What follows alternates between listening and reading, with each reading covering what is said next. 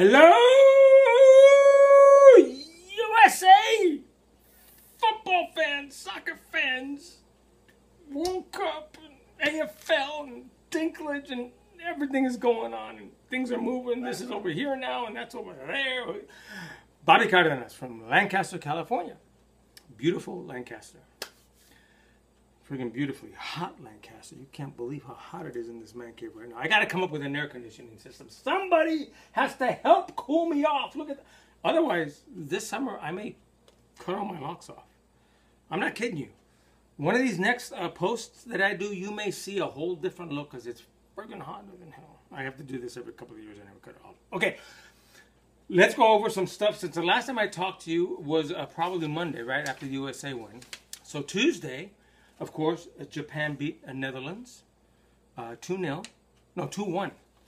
Netherlands scored a late goal against the keeper on a stupid play that the keeper just didn't put her body in front of the ball and boom, it bounced. Japan, oddly enough, has used a different lineup every single game this Copa America, including all three keepers. That's kind of highly unusual. This keeper was the third string keeper. I guess that coach is fooling around with his lineup, and it's working. They're winning. He's going to try to find out his 11 strongest because his next match is versus Australia on the 27th, Sunday. Anyway, so that takes care of Women's World Cup. Copa America, I got home this morning at about 1:30 a.m. from work. Oof. In my business, sometimes you work long hours. Anyway, and I watched Chile beat Uruguay. And then this morning I watched the Galaxy destroy Portland Timbers 5-0. So the Galaxy have scored 10 goals in their last two games and given up one. Today, later on, Bolivia plays Peru in Copa America. And then tomorrow, Women's World Cup. First game is France versus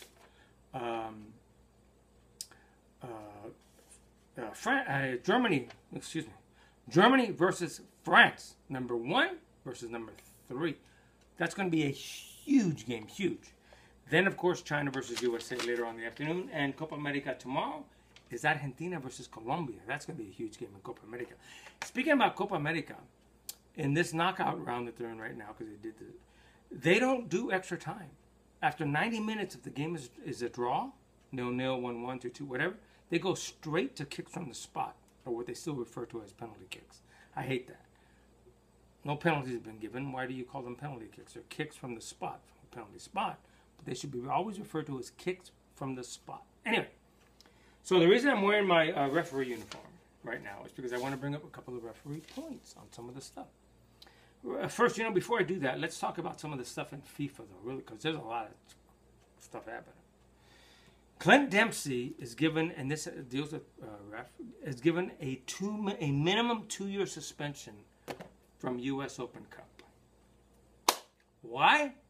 Because he went friggin' ballistic a couple of days ago. It was last week by now, right? And when the referee of the match took out his little book, it might have been a little different from this, who knows, because everybody uses different stuff.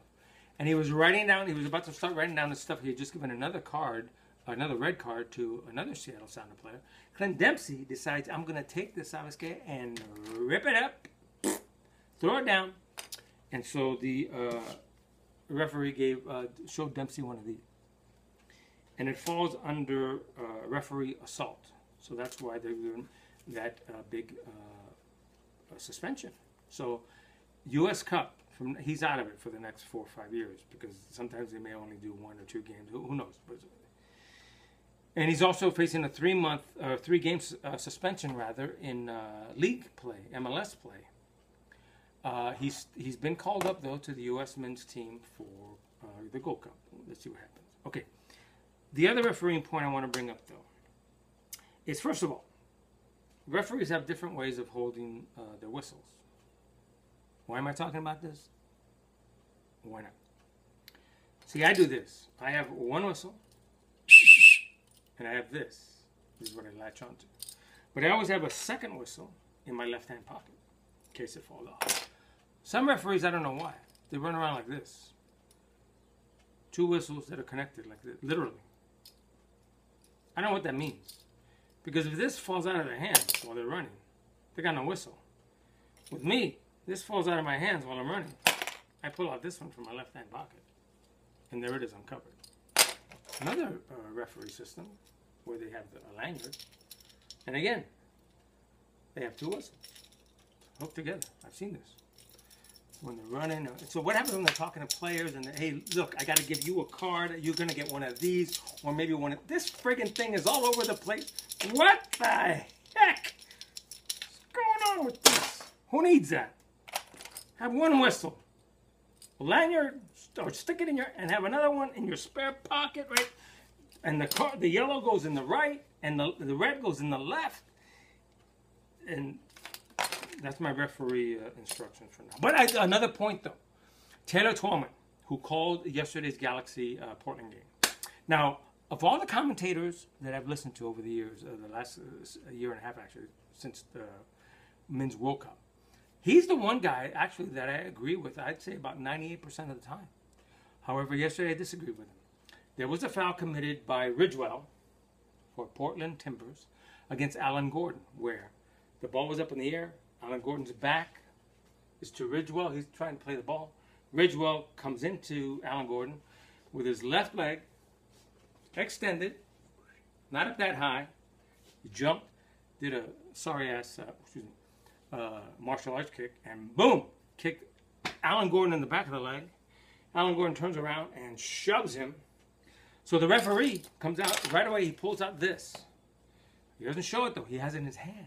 But then he's listening to his radio, goes over to the fourth official, talks to him, finds out what Ridgewell did, goes to his assistant referee, who had actually flagged it, talks to him, finds out what Ridgewell did. So he goes to Ridgewell and goes, hey, Savas, red card, because you kicked Alan Gordon, and Alan Gordon, yellow card.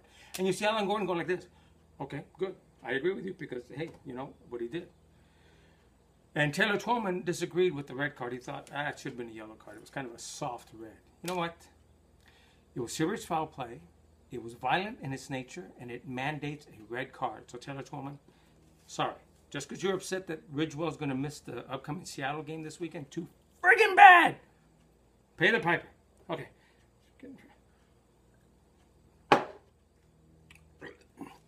I got crap to do. I got stuff. I got to get out of this friggin' shirt is what I got to get. It's friggin' hot. Say no to racism. Always say no. Go USA, ladies, tomorrow against China. I think they're going to do it. Dinklage said they're going to.